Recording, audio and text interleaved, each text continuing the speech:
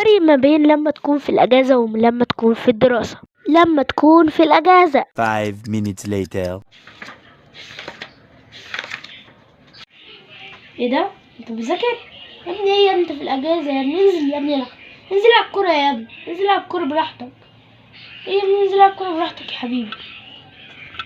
دراسة وصلي على النبي. Later. ايه ده؟ ده صعب اوي.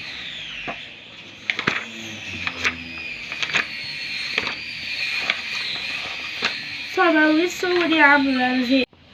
ايه يا ابني ايه ده؟ ايه المذاكرة؟ ايه المذاكرة الزبالة دي؟ يلا عدل نفسك كده وفوق، خليك راجل. ايه ده؟ لو عجبك الفيديو دوس لايك واشتراك. سلام.